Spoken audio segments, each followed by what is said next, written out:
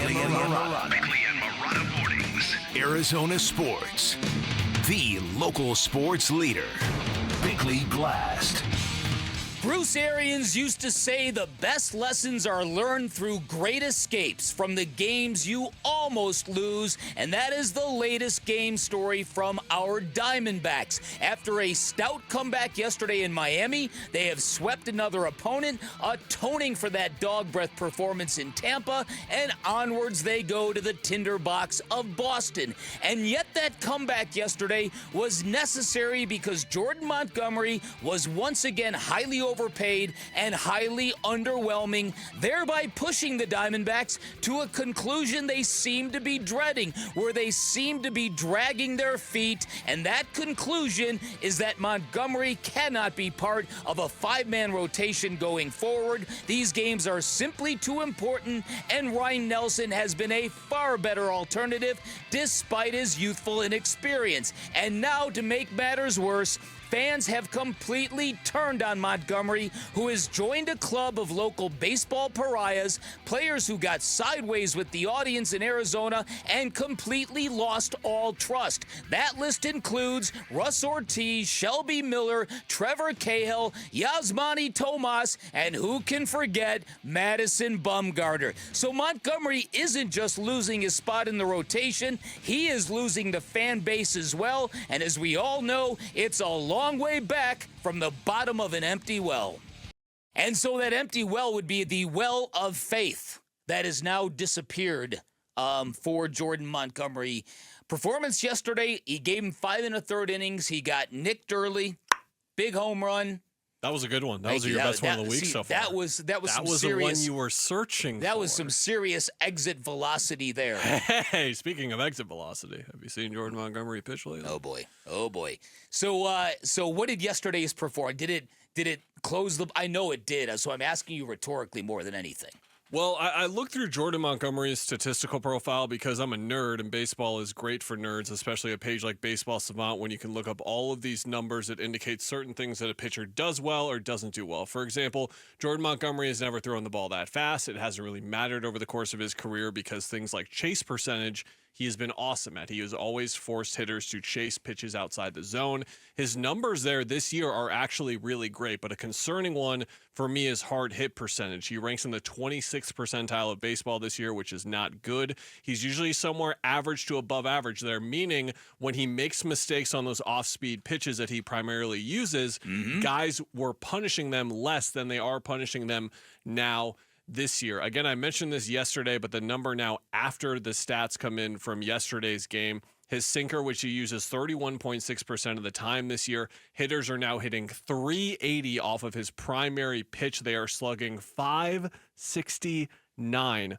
off of that sinker. And look, they're hitting 257 off the curve. They're hitting 310 off the changeup. They're hitting 318 off the four-seamer. Hitters are having success against all of his stuff. I wish that we saw the changeup and the curveball were working a little bit more, Dan, to indicate like, okay, maybe it's just his primary sinker, four-seamer, something like Zach Allen, where we just look at it like, okay, if he gets his four-seamer on track, he'll be fine. But with Jordan, the stuff that he excels at, we're not really seeing that kind of thing. For example, last year, hitters hit 191 off of that curveball. It was a fantastic pitch for him. This year, it just hasn't been the same. That's something. People really, and I watched him pitch last year in the playoffs. This is a dude that went 3-1 with a 2.90 ERA in last year's postseason. Think about that and compare that to what we're watching now.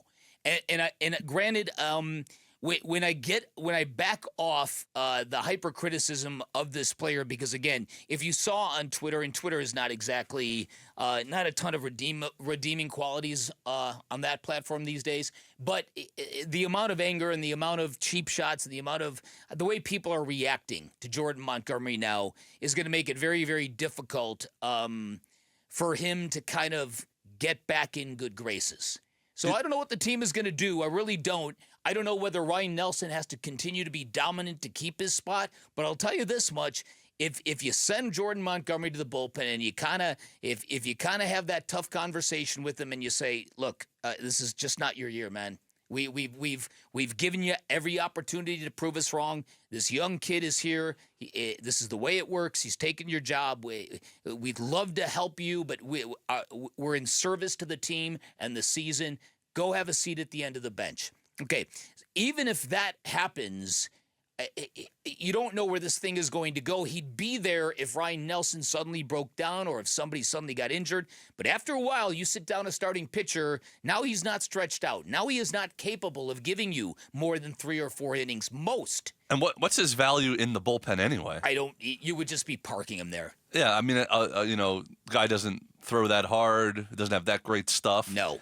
A long reliever, but the D-backs don't really need that. They have so many arms. You throw them on the B team of relievers. And you're right about that. We remember to start the season when he didn't have the full spring training, how long it took him to sort of get back in shape. Yeah. So if we take him out of several, are you surprised that they haven't tried the old arm fatigue, 10-day IL, miss a couple rotations through, try to work on his stuff? Then get him back. They haven't tried that at all during this. Yeah. I don't know. Maybe that is next. I don't know. I do know that at one point in time, the organization thought that it was a delivery-related thing, that they could actually fix him.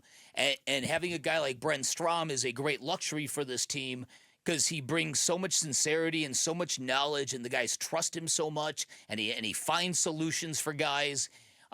This is a real tough one. This is a real tough one to get your arms around. And in this part of the schedule, Dan, I'm really going to emphasize this. The D-backs now have 34 games left in the season. In their next 16, that is 5 series against teams that are all above 500. That is Boston, the Mets, the Dodgers, the Giants, and the Rangers. Look, after that, it doesn't get much easier. Yes, you get games against Texas and Colorado, but you have 2 series against Milwaukee, who has been one of the best teams in baseball. And then you've got the Giants and the Padres again at the end of the year. So this is a time where you are facing your best opposition of the year. This is not a part of the schedule where you can afford to throw Jordan Montgomery against Miami or against Colorado. Again, I say that out loud. His last 2 outings were against Miami and Colorado, and he didn't impress. Like we've seen him against some of the worst teams in the league. Now we're going to see him against some of the best teams in the league if he stays in, but I agree with you. I think we're done now. I think Torrey and Mike Hazen and their entire front office gave him every single opportunity they possibly could have. And again, it would be a different situation if Ryan Nelson's ERA was 4.5 or 5, but it's not. He's been their best pitcher now for 7 weeks. Listen, and yes, I think Torrey Lovello and Mike Hazen can say they went to the wall for Jordan Montgomery, and I think anything they do now is completely justified. And remember last year, heading into the playoffs, it might have been right around this time of year, actually, maybe a little later, Nick Ahmed, who had been with the franchise for a bunch of years, who was the veteran, who was that defensive presence, they made the decision to get rid of him for the playoff run and bring up somebody younger. Now, Jordan Lawler didn't want him doing anything, but they have made it. Now, Ahmed didn't have the contract sitting over their heads for next year like Montgomery might, but there is precedent last year for them to make a roster move with a veteran late in the season. Thanks for watching Bickley and Marotta.